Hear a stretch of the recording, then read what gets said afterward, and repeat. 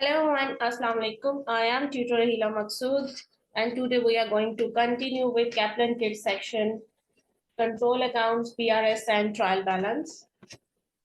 The text and kit which I am using in making these videos, their links are available in the description box, so please go and check them.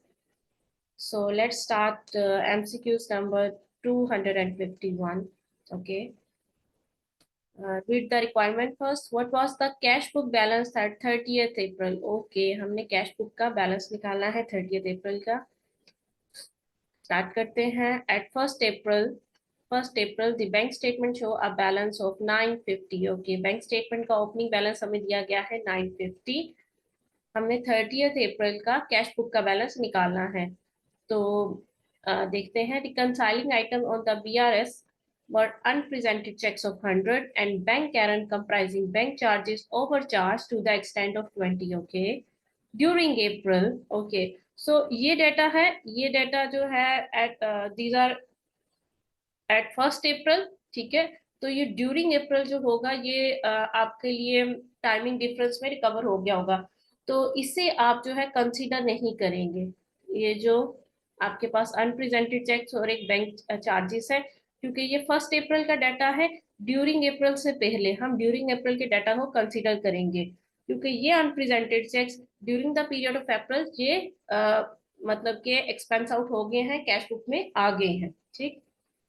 So during April, checks and deposits appearing on the bank statements were 1600 and 1900 respectively.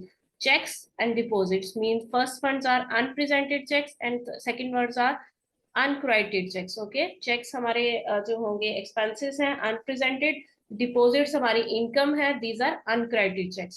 At 30th April, the only reconciling item were unpresented check. एक और unpresented check आ गया आपके पास 210 का. तो start करते हैं. इसमें हमारे पास बैंक स्टेटमेंट का डाटा है, तो हम एडजस्टिंग बैंक स्टेटमेंट बना लेते हैं.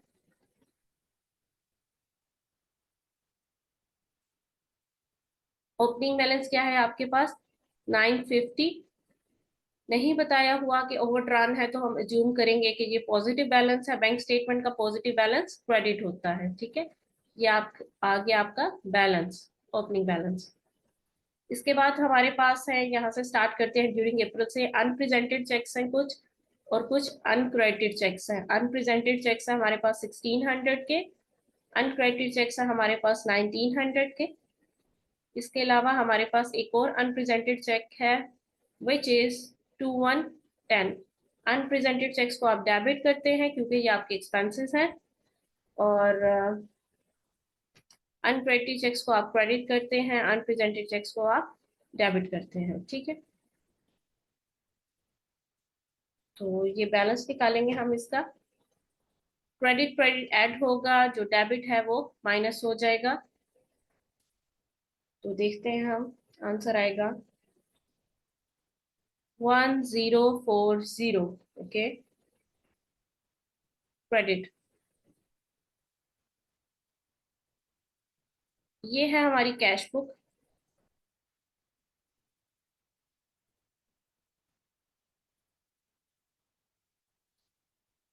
आइडियली होता क्या है, जो बैंक स्टेटमेंट का क्लोजिंग बैलेंस होता है वही क्लोजिंग बैलेंस होता है आपकी कैश बुक का. यही रिकंसाइल कर रहे होते हैं ना आप. आपको और कोई एडजस्टमेंट नहीं दी हुई, कैश बुक में कुछ मिस्टेक है नहीं. तो जो आपकी बैंक स्टेटमेंट का जो क्लोजिंग बैलेंस है वो कैश बुक का क्लोजिंग बैलेंस होना चाहिए. ठीक है, और आप BRS में करते भी हैं, दोनों को मैच करते हैं. सो कैश बुक का क्लोजिंग बैलेंस क्या हो जाएगा? डेबिट बैलेंस होगा 1040 से. So 1040 B is the correct option. Which of the following statement is true in relation to uncredited lodgements? Okay, uncredited checks के बारे में कौन सी स्टेटमेंट ट्रू है? They constitute an error in the cash book. No, they constitute an error in the bank statement. It's not an error. Error different होता है, ये timing difference है. The result from the cash book being out of date. Cash book नहीं out of date होती. The result from the bank statement. Yes, bank statement out of date हो गई है cash से, क्योंकि टाइमिंग डिफरेंस हुआ है, तो bank statement out of date हो गई है. So D is the correct option. Next करते हैं.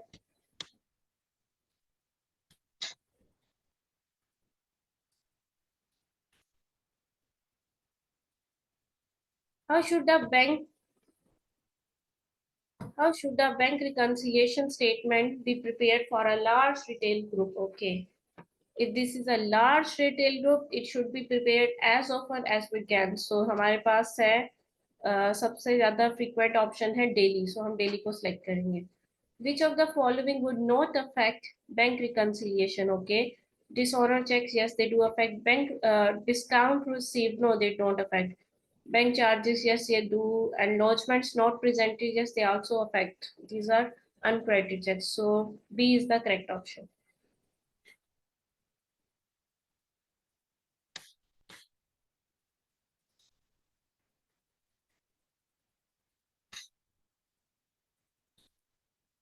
A check appears in the bank statement the same day as it appears in the cash book. Why would this occur? Okay.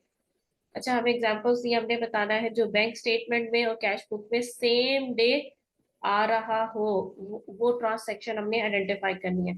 It has been posted to the पे.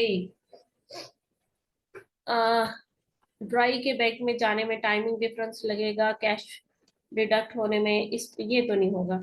It has been used to withdraw cash for wages. Yes, it could be, क्योंकि आपने जिस दिन ही पैसे आपने withdraw किए हैं उसी दिन आपने वेजेस दे दी है, तो आपने कैश अकाउंट में भी एंट्री पास कर ली है. सो ये हो सकता है. ठीक है, आपने सेम डे कैश विदड्रॉ किया और उसी दिन ही आपने कैश में वेजेस पे कर दी. It has gone through the bank clearing system. No, इसमें भी टाइमिंग डिफरेंस आएगा. It represent payment to a shopkeeper in a foreign country. It will also take time. So B is the correct option. Which document in a well-run sole trader business should show the same balance as recorded in the business cash book? Okay. कौन सा document use होता है soul trader के business में जो same balance show करता है जो कि है बिजनेस की कैश बुक में? The latest cheque book counter foil. Yes, आपको पता होगा कि ये आपकी चेक बुक होती है. चेक बुक का आप ये वाला पार्ट टीयर करके दे देते हैं अपने क्लाइंट को. तो ये जो लीवलेट्स ये आपके साथ लगे होते हैं, ठीक है, ये काउंटर फॉइल्स होती है. इसमें आप लेटेस्ट बैलेंस लिखते रहते हैं. इसमें जगह भी होती है और यहाँ लिखते रहते हैं किसको हमने पेमेंट किया, कितनी पेमेंट की है, और अब मेरा लेटेस्ट बैंक बैलेंस क्या है. तो चेक बुक का जो काउंटर फाइल होता है ये लेटेस्ट बैलेंस शो कर रहा होता है आपका. बैंक स्टेटमेंट जब आएगी तो पता चलेगा. कुछ हमने ट्रांजैक्शन कर ली होती है लेकिन बैंक में अभी तक नहीं, जैसे अनक्रेडिटेड चेक्स होते हैं अभी तक हमारे बैंक को नहीं रिसीव हुए, तो वो अपडेटेड बैलेंस नहीं शो कर रहे होते. Paying in slip, no. Petty cash book, no. Which transaction is recorded in the bank before the business cash book? Okay. कौन सी ट्रांसैक्शन है जो बैंक में रिकॉर्ड की जाती है बिजनेस कैश बुक में रिकॉर्ड करने से पहले? Okay.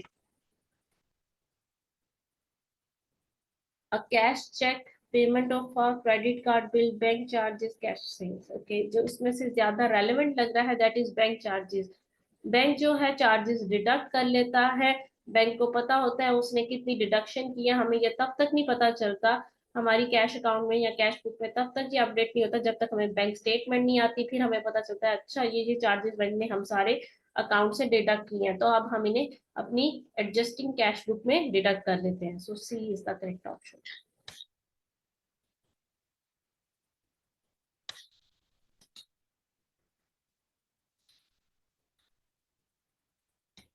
Which of the following is incorrect? Okay, आपके पास एंट्रीज हैं कुछ, इसमें से इनकरेक्ट आइडेंटिफाई करनी है. Cash debit, sales revenue credit, motor vehicle debit, capital credit, purchases debit, payable credit, trial balance और bank. Trial balance is not the part of the double entry. Okay, it ensure that the double entry has been perform, क्योंकि trial balance एक list of balances है जिसकी दो sides हैं debit and credit, और वो ensure करता है कि डबल एंट्री परफॉर्म की है. बट ये क्लास ऑफ अकाउंटिंग नहीं है. ये asset liabilities capital revenue expenses में से किसी के अंडर नहीं आता.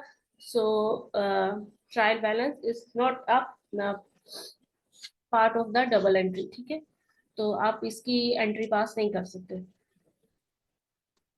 Which of the following is not a statement which reconcile or control? Not a statement which reconciles or control. Okay, इनमें से कौन सी स्टेटमेंट जो है जो कंट्रोल नहीं करती और रिकंसाइल नहीं करती? बीआरएस रिकंसाइल करती है, कंट्रोल अकाउंट रिकंसाइल करते हैं, कंप्यूटराइज लेजर अकाउंट्स ये नहीं करते कुछ भी. ये जस्ट लेजर अकाउंट से जैसे आप मैनुअल बनाते हैं उसी तरह से आप कंप्यूटराइज पे बनाते हैं। ट्रायल बैलेंस ये भी कंट्रोल वेरीफाई कर रहा होता है कि डेबिट क्रेडिट के इक्वल है। So C is the correct option. Which of the following would not appear in a bank statement? Okay,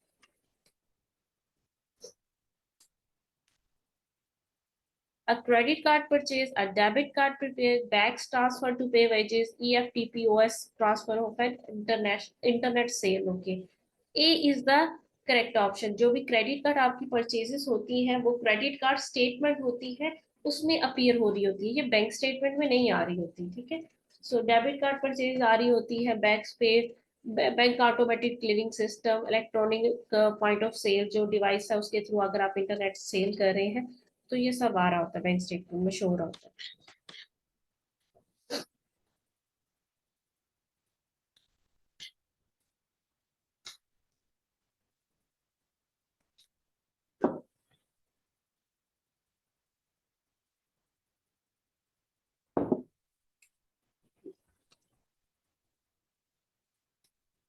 भाई put the trial balance not agree. Okay, trial balance कब agree नहीं करेगा?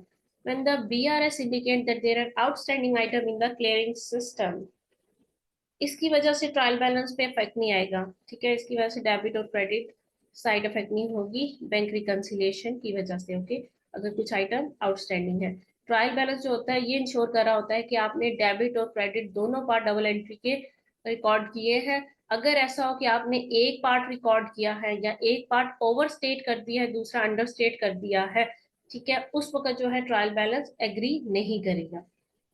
when the sales ledger control account indicate that there is contra with the purchase ledger control account। Sales ledger control account contra क्या होता है कि आपने purchases को debit करना था, सॉरी, आप पेबल्स, आपके पेबल्स और रिसीवेबल सेम होते हैं तो आप उसकी एंट्री पास करते हैं,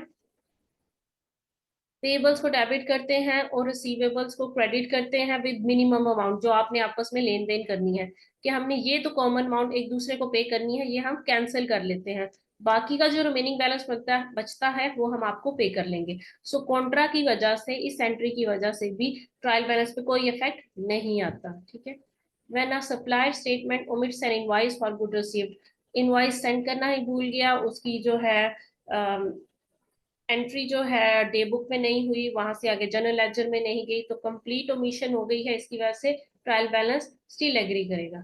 when the analysis column in the petty cash book have not recorded in the journal ledger। Okay, आपने जब आपने पेटी कैश को रिकॉर्ड किया तो आपने पेटी कैश एक्सपेंसेस का एनालिसिस कॉलम का जो डाटा था वो आपने जनरल लेजर में ट्रांसफर नहीं किया। इसके ऑपोजिट जो था, एक तो आप पेटी कैश को रिकॉर्ड कर रहे थे, दूसरी तरफ आप कैश बुक को रिकॉर्ड कर रहे थे। ठीक है, सो कैश बुक की एंट्री आपने ठीक कर दी, दूसरी तरफ आपने जनरल लेजर में पेटी कैश बुक डे बुक का डाटा एंटर नहीं किया। सो जनरल लेजर आपकी जो एक्सपेंसेस है वो रिकॉर्ड नहीं हुए, लेकिन दूसरी साइड पे जो क्रेडिट साइड है वो रिकॉर्ड हो गई है, तो इस वजह से जो है आपका ट्रायल बैलेंस एग्री नहीं करेगा, आपका डेबिट और क्रेडिट डिफर हो जाएगा। D is the correct option.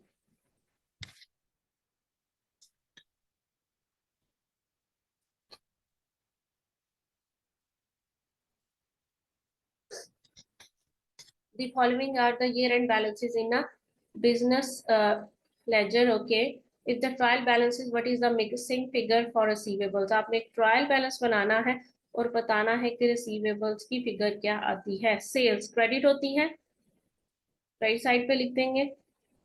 Cost of sales ये डेबिट बैलेंस होता है तो डेबिट साइड पे लिख देंगे 458,000। यहाँ आप डिटेल्स में लिख सकते हैं ये कॉस्ट ऑफ सेल्स है या सेल्स है। ठीक है, यहाँ पे एक सेपरेट कॉलम बनेगा। नेक्स्ट है जनरल ओवरहेड्स 138,000 से, ये भी डेबिट होंगे आपके ओवरहेड्स एक्सपेंसेस।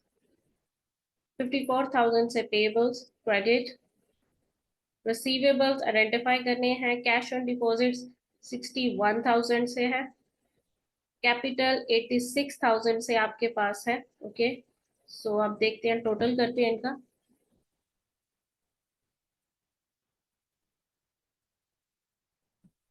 657,000। ओके, 768,000। तो अब इन दोनों को हम करेंगे मैच। क्रेडिट साइड ज्यादा आ रही है, डेबिट साइड कम आ रही है, डेफिनेटली, क्योंकि यहाँ पे एक रिसीवेबल की अमाउंट फिगर है जो हमने मिस की हुई है, आइडेंटिफाई करनी है। तो दोनों का डिफरेंस लेंगे, हमारे पास जो फिगर आएगी वो रिसीवेबल्स होंगे, which would be 1110000। So B is the correct option.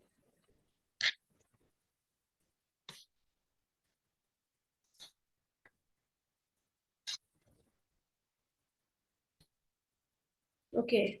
A bookkeeper has made the following errors. Okay. What would be the balance on the suspense account before these errors were corrected? Okay, suspense account का balance आपने identify करना है। suspense account बना लेते हैं। suspense account का सिर्फ opening balance होता है, closing balance नहीं होता। तो हम यहाँ पर errors enter करेंगे और जो balance बचेगा वो opening हो जाएगा। Cash transaction 100 not entered in the book at all. एक कैश ट्रांसैक्शन की 100 की जो बुक्स पे एंटर ही नहीं हुई। कंप्लीट ट्रांसैक्शन में डेबिट और क्रेडिट दोनों ही रिकॉर्ड नहीं किए गए। डिस्काउंट तो इसकी वजह से सस्पेंस अकाउंट ओपन भी नहीं होगा। Discount receive 30 was entered in the debit side of discount allowed and correctly posted to the trial balance। अच्छा, ये देख लेते हैं हम। पहले देखते हैं एंट्री होनी क्या चाहिए थी। डिस्काउंट रिसीव्ड है, ठीक है, तो एंट्री होनी चाहिए थी आपकी पेएबल्स डेबिट, ठीक है, और discount received credit with the amount of 30, ठीक है। पेबल्स का एक और फिगर होगी जो आएगी, और कैश को भी आप क्रेडिट करते हैं, ठीक। ये एंट्री होनी चाहिए थी, एंट्री हो क्या गई है मिस्टेकनली आपसे। आपने पेबल्स को तो रिकॉर्ड कर लिया है, ठीक है, और बाकी सब कैश को भी रिकॉर्ड किया, लेकिन डिस्काउंट रिसीव्ड की बजाय आपने डिस्काउंट अलाउड को डेबिट कर दिया है 30 से। अब इसकी एडजस्टिंग एंट्री क्या होगी। ये दोनों इम्पैक्ट ठीक रिकॉर्ड हुए हैं। डिस्काउंट अलाउड जो मिस्टेकनली डेबिट हो गया उसको क्रेडिट करेंगे 30 से, और डिस्काउंट रिसीव जिसको डेबिट होना चाहिए, जिसको क्रेडिट होना चाहिए था उसको भी क्राउड सॉरी। अब देखिए, डिस्काउंट अलाउड जो मिस्टेकनली डेबिट हो गया है उसको अफेक्ट खत्म करने के लिए हम क्रेडिट करेंगे, और डिस्काउंट रिसीव जिसको क्रेडिट होना चाहिए था उसे आप क्रेडिट अब करेंगे, ठीक है। और ऑपोजिट साइड्स पे कुछ भी नहीं है, तो जिसका कुछ नहीं होता उसका सस्पेंस अकाउंट होता है, तो 60 से सस्पेंस अकाउंट को डेबिट कर देंगे। सस्पेंस अकाउंट डेबिट हो जाएगा 60, रीजन लिख लेंगे discount allowed and discount received. Next है 300 cash drawings were enter to in the repairs account and correctly posted in the cash book. हुआ क्या है, कैश की ड्राइंग्स हुई है, तो एंट्री क्या होगी, होनी चाहिए थी ड्राइंग्स को डेबिट करना चाहिए था और कैश को क्रेडिट करना चाहिए था, ठीक है। आपने कैश ठीक से क्रेडिट किया है, लेकिन आपने मिस्टेकनली कर क्या दिया है, ड्राइंग्स की बजाय एरर ऑफ कमीशन कर दिया, रिपेयर्स को डेबिट कर दिया। तो इसकी एडजस्टिंग एंट्री क्या होगी, जिसको डेबिट होना चाहिए था उसको डेबिट करेंगे, ड्राइंग्स को डेबिट करेंगे, जो मिस्टेकनली डेबिट हो गया उसको अफेक्ट खत्म करने के लिए उसको क्रेडिट करेंगे, रिपेयर्स को क्रेडिट करेंगे, ठीक है। Drawings debit and repairs credit, सही है। और अमाउंट क्या है 300 आ जाएगी, तो इसमें तो सस्पेंस अकाउंट आ ही नहीं रहा, डबल एंट्री कंप्लीट होगी। What would be the balance of the suspense account, इसके अलावा और कुछ नहीं है, तो ओपनिंग बैलेंस इस साइड पे फॉल करेगा आपका 60 से। सो 60 से आपका जो है क्रेडिट बैलेंस आ रहा है, ठीक है। नेक्स्ट करते हैं।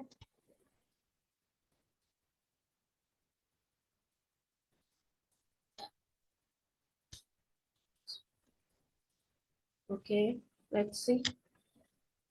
The following information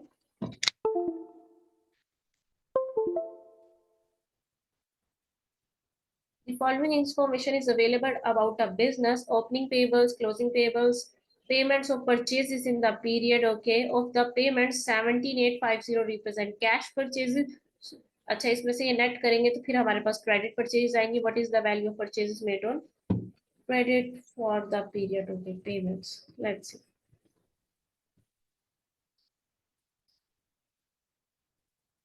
आपसे पूछ रहे हैं कि क्रेडिट परचेजेस निकाल के दें, ठीक है, तो उसके लिए हम पेबल्स अकाउंट बनाएंगे। ओपनिंग बैलेंस क्या पेबल्स का आपके पास 23450, क्लोजिंग है हमारे पास 25600, ओके।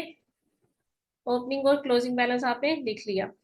अब क्या है, अब आपके पास payments for purchases in the period 87350 की आपने पेमेंट की है लेकिन परचेजेस के अगेंस्ट, लेकिन उसमें से 17,850 कैश की परचेजेस है, तो क्रेडिट की परचेजेस की पेमेंट क्या होगी? 8,7,350 माइनस 17,850 करेंगे तो आपके पास वो अमाउंट आएगी जो आपने क्रेडिट परचेजेस में पेबल्स को पे की है। ठीक है, तो आपके पास आती है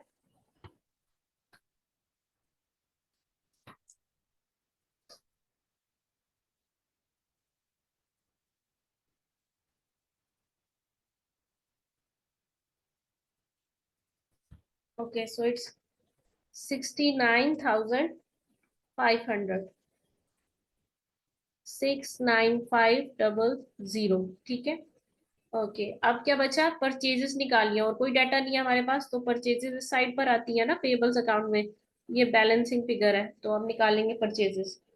क्या आएगी? 71650, 71650, so D is the correct option. Easy peasy.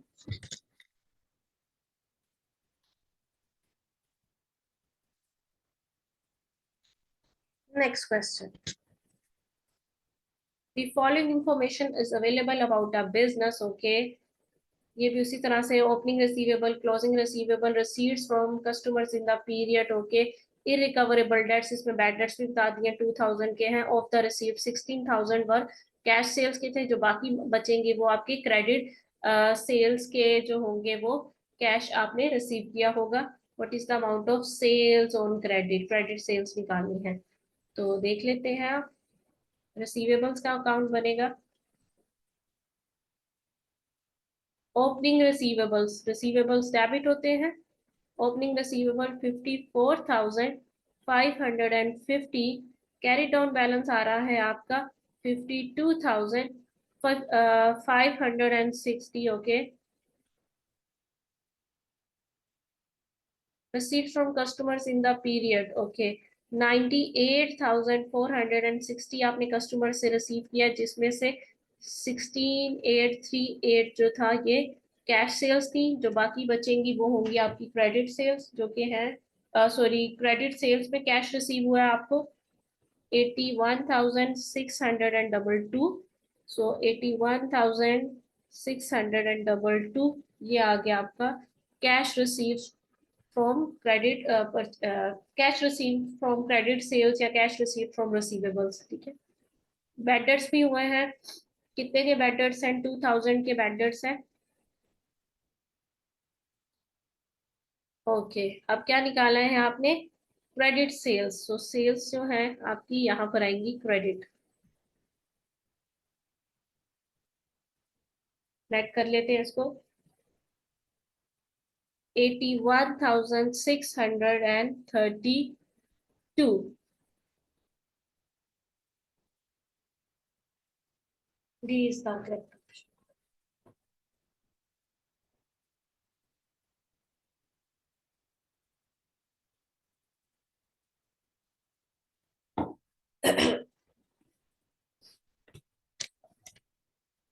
So that's all.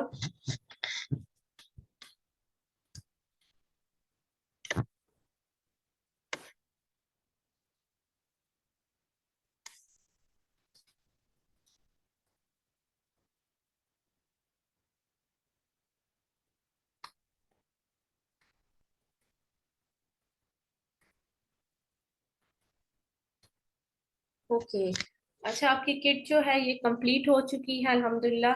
सारे क्वेश्चंस हमने देख लिए हैं।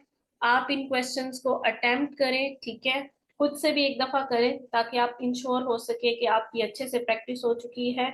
अगर आपको एक किट और उसके साथ मॉक करके आपको लगता है, मॉक अटेम्प्ट करें और आपको लगता है कि that you are scoring around 70 to 80 और 90 इन बिटवीन देम, तो अगर आपका पासिंग टारगेट है 50 तो आप पास कर सकते हैं। ठीक है, लेकिन अगर आपको लगता है कि नहीं मुझे थोड़ा अच्छा अचीव करना है, मुझे और अच्छे मार्क्स गेन करने हैं, तो मैं हाईली रिकमेंड करती हूँ कि आप दो किट्स मस्ट जो है प्रिपेयर करें। एक कैप्लन कर लें तो एक बीबीपी कर लें, या जीटीजी कर लें, या कोई और जो है आप किट प्रिपेयर करें, but at least prepare two kits. Two kits are sufficient to pass FA1 or any paper of ACCA. ठीक है, so that's all. अच्छे से आप तैयारी करें, और अगर आपको कहीं पे कोई भी प्रॉब्लम आती है किसी क्वेश्चन की प्रैक्टिस में, तो आप कमेंट सेक्शन में पूछ सकते हैं। ठीक है, इसके अलावा हम इनके मॉक एग्जाम्स भी हम करेंगे, तो वो भी इंशाल्लाह वीडियोस जल्द ही अपलोड हो जाएंगी, और इससे साथ जो अपडेट्स होंगी लेटेस्ट जो FA1 में आ रही हैं, तो वो भी मैं साथ साथ अपडेट करती रहूंगी। That's all, okay, and good luck for your exam, take care, अल्लाह हाफिज।